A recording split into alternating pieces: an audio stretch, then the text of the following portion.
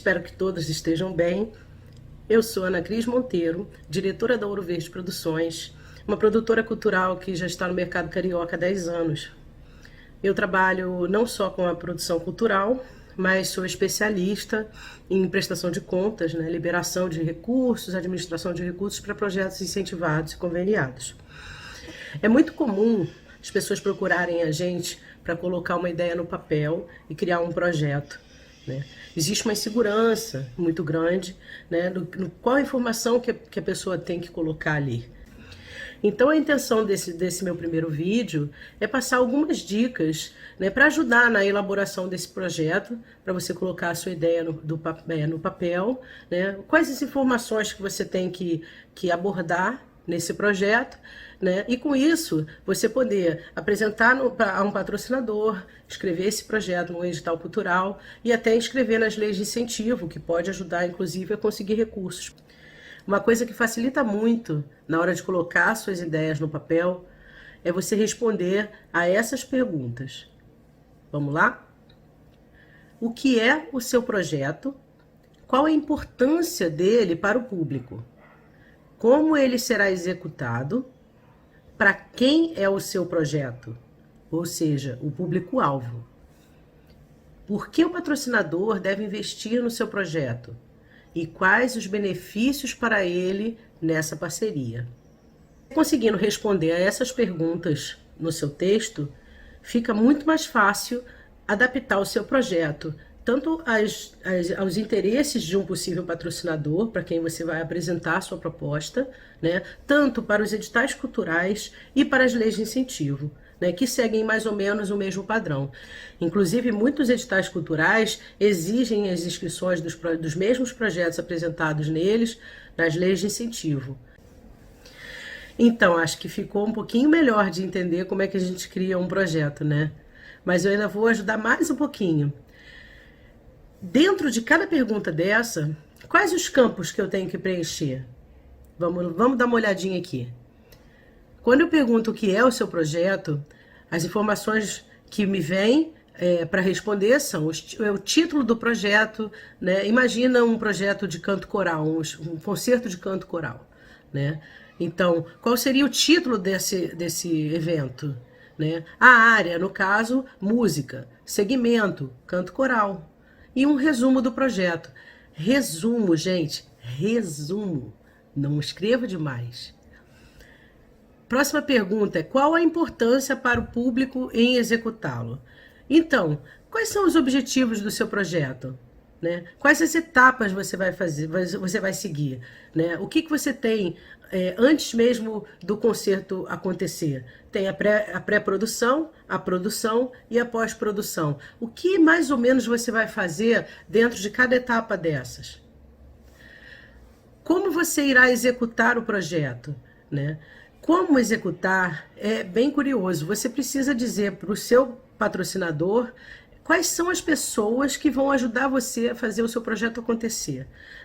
Diretor musical, diretor geral, diretor de produção. Você tem que montar a sua equipe para o patrocinador saber que você tem uma equipe competente para resolver todas as questões envolvidas durante a execução do seu projeto. Outra coisa que você também precisa falar é sobre a planilha orçamentária. Então, como você vai executar o seu projeto, a planilha é tudo na hora de um projeto bem elaborado, Talvez você não precise apresentar a planilha numa conversa inicial, mas é primordial quando o interesse do patrocinador surge pelo seu projeto, Alguns pedem logo de cara a planilha, outros não, tá? Para quem é o seu projeto? Qual é o público-alvo que você quer, E qual a quantidade de público você deve alcançar com esse evento, Aqui eu gosto de falar sempre sobre o público-alvo. Público-alvo, eu já vi muitos projetos escritos assim: público em geral. Público em geral é muito relativo, né? Na verdade, quando a gente faz um projeto, a gente tem sim um público para atingir. É lógico que a gente quer lotar as casas né, de eventos, a gente quer lotar os teatros quando a gente pode e a gente quer o maior número de pessoas lá. Mas público em geral não diz nada para o seu patrocinador. Defina qual é o seu público. Qual é a quantidade de pessoas que você acredita que vai levar para ver seu espetáculo? Importante você estimar a quantidade. Por que o patrocinador deve investir no seu projeto? Aqui é muito importante você trabalhar o texto das justificativas. Por que você vai fazer um evento de canto coral? Qual a importância do canto coral para as pessoas, para quem canta, para quem assiste? Questão de socialização, a questão de responsabilidade, de saber trabalhar em grupo. Então, você vai pensar quais as justificativas que você tem para o patrocinador ter o interesse em bancar o seu projeto. Quais os benefícios para o patrocinador? A gente tem 3 coisas importantes que são analisadas em relação a esses benefícios ao patrocinador. Uma é o plano de distribuição, o plano de divulgação e as contrapartidas. Plano de distribuição é como você vai fazer a distribuição dos ingressos dos seus concertos, no caso, né? Vai ser tudo entrada franca? Vai ter cobrança de ingresso? Quanto vai ser a meia? Quanto vai ser a inteira? Quanto vai ser o preço promocional? Qual é a cota de gratuidade que você vai dar no caso de não ser entrada franca? Isso é importante para o patrocinador saber como vai funcionar a distribuição dos ingressos do concerto que ele está patrocinando. O plano de divulgação é o que você vai fazer para investir na divulgação do seu projeto.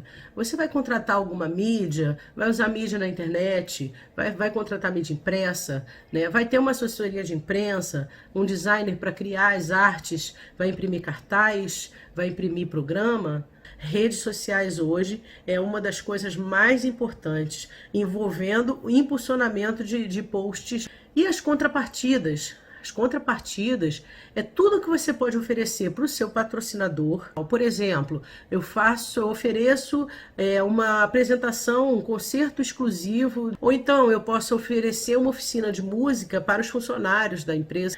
Um detalhe importante é que quando a gente apresenta o projeto diretamente a um patrocinador, a gente apresenta de uma forma, né? Para inscrever em editais, a gente não encaminha um material físico. No geral, a gente faz um preenchimento através de um formulário online.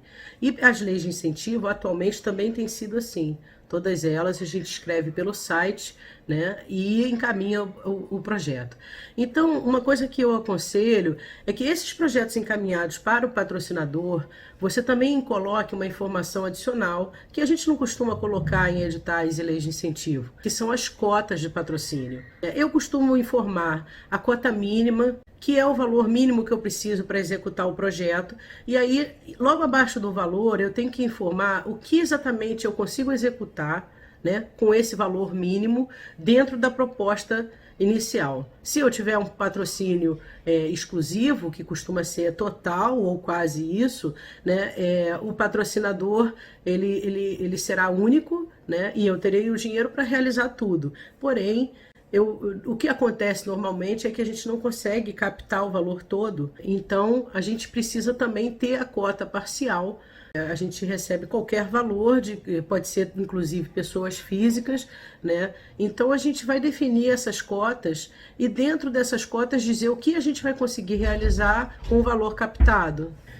E para fechar, na verdade, a gente só precisa falar um pouco da planilha orçamentária, mas eu prefiro deixar isso para o próximo vídeo, porque eu acho que é um item bastante importante. O que eu posso adiantar aqui é que tudo que você prevê que você vai fazer no texto, você tem que ter os itens orçamentários relacionados previstos na planilha, por mais que depois, durante a execução, você não utilize todos eles, tá? Mas uma boa planilha tem que constar todos os itens para que você consiga realizar o projeto sem nenhum tipo de problema.